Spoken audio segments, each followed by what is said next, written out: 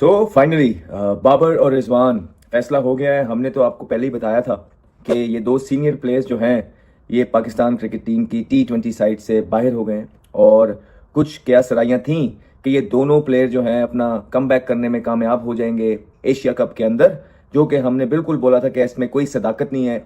ये चीज़ें सिर्फ सोशल मीडिया की हद तक हैं और वो लोग जो इनके नाम से व्यूज़ बटोरते हैं, जो इनका नाम एक्सप्लॉइट करते हैं, इनको यूज़ करते हैं, वही सारे ये चीज़ें कर रहे हैं और रियलिटी से पाकिस्तान की आवाम को दूर रखते हैं। वही ये सारी कैंपेन्स चलाते हैं बैठ के, और इसमें कोई सदाकत वाली बात नहीं है। और अब आप देख लीजिए पाकिस्तान के बड़े बड़े news channel such S gio, उन्होंने भी जो अपनी इतलात जाहिर की हैं वो यही जाहिर की है कि पाकिस्तान की टीम से एशिया कप के अंदर बाबर आजम और मोहम्मद रिजवान अपनी जगह बनाने में नाकाम रहे। अब देखिए, इसमें ऑब्वियसली एज अ प्लेयर आपको बुरा लगता है, दुख होता है और होना भी चाहिए। जब ज़ाहिरी बात है कि आपने 5-6 साल कप्तानियाँ की हों, एक कप्तान था और दूसरा उसके साथ नायब कप्तान था, तो टीम में आपका एक रूल होता है, एक आप रूल करते हैं।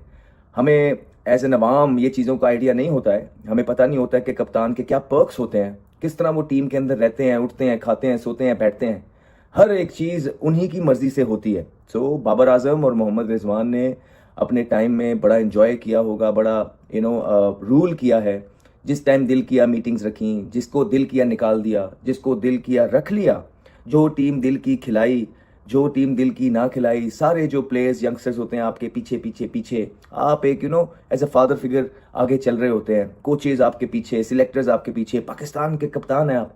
और जब देखते ही देखते ये सारी चीज़ें रेत की तरह आपकी मुट्ठी से स्लिप हो जाएं तो बड़ा दुख होता है, बहुत दुख होता है। ये वो दुख है, ये वो चीज़ है जो जो एक्सेप्टेंस करने में जिसका ना बहुत टाइम लगता है। आप एक्सेप्ट कर ही नहीं सकते हैं ये, तो वो आप डिनाइल में चलते रहते हैं। आप कहते हैं नहीं नहीं नहीं, ये कैसे हो गया, ये कैसे हो सकता है, मेरे साथ कौन ऐसा कर सकता है। मैं फॉर एग्जाम्पल बाबर आजम, मैं मोहम्मद रिजवान, मुझे कोई कैसे निकाल सकता है। आप मानने को तैयार नहीं होते हैं, मानते नहीं हैं, फिर आप वापस आते हैं। वो सारी जो अयाशियाँ, वो सारा जो रुतबा, वो देखते ही देखते आपके हाथों से स्लिप हो जाता है। और जब ये होता है ना, जिस पे गुजर रही होती है उसको ही पता होता है कि ये चीज़ क्या मेरे हाथ से चली गई।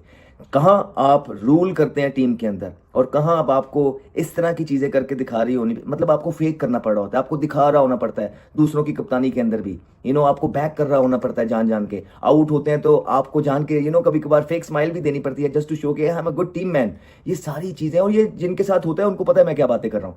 तो just to show all these things कि आपको अपने आप का प्रूव करना पड़ता है। मीटिंग्स के अंदर बैठ के इधर उधर आपको एज अ टीम मैन अपने आप को दिखाना पड़ता है। तो ये सारी चीज़ें जब एक पावर हाथ से चली जाती है, उसके बाद ये सारी चीज़ें आपको करनी पड़ती हैं। और जो 6 महीने तक कभी कप्तान थे बाबर आजम और रिजवान उनके वाइस कप्तान, और अब वो दोनों टीम के अंदर से बाहर हो गए हैं, तो डेफिनेटली ये टाइम है इनकी मेहनत करने का। एट द सेम टाइम गलतियां अपनी भी हैं।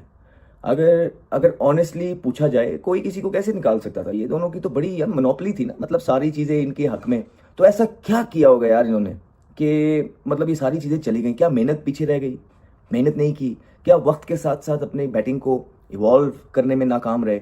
या क्या वो जो कोचेज आते थे वो इनकी सारी अच्छी बुरी बातें मान के बजाय कि इनको सिखाएं, वो इन पे सारी चीज़ें छोड़ देते थे?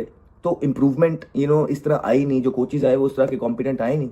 या तो प्रेशर अवाम का, एक्सपेक्टेशंस का बहुत ज़्यादा हो गया। या तो पाकिस्तान की जो क्रिकेट थी वो B, C, D टीम्स के अगेंस्ट ज़्यादा खेली, तो जब अच्छे बॉलर्स या अच्छी टीम्स आती तो उस तरह के बॉलर्स को आपने जब उनके खिलाफ प्रैक्टिस नहीं की होती या मैचेस नहीं खेले होते, तो आपकी मसल मेमोरी उस तरह की डेवलप हो नहीं रही होती है उन बॉलर्स के अगेंस्ट। तो क्या वो एक नुकसान हुआ?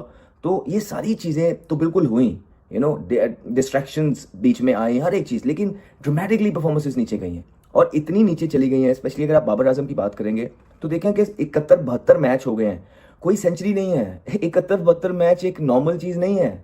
आप कहते हैं कि फॉर एग्जांपल ODI में 25 इनिंगों में फलाने के ये हैं या टिमकाने के ये हैं, इसने ये परफॉर्मेंस कर दी, उसने, और नहीं, वो कहीं ना कहीं दूसरी टीम्स के अगेंस्ट परफॉर्मेंसेस कर रहे थे, बड़ी टीम्स के अगेंस्ट। आप तो खेलते भी छोटी टीम्स के अगेंस्ट है ना।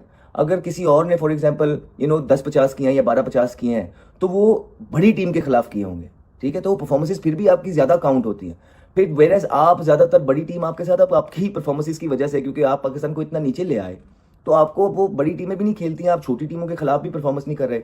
फिर अगर कोई एक फॉर्मेट में परफॉर्मेंस नहीं करता है तो वो दूसरे फॉर्मेट में चल ही रहा होता है, उसकी परफॉर्मेंसेस, सेंचुरियां चल रही होती हैं। तो अगर किसी ने ओडीआई में नहीं की तो अगर आप उसके टेस्ट टेस्ट के स्टैट्स उस टाइम पे उठा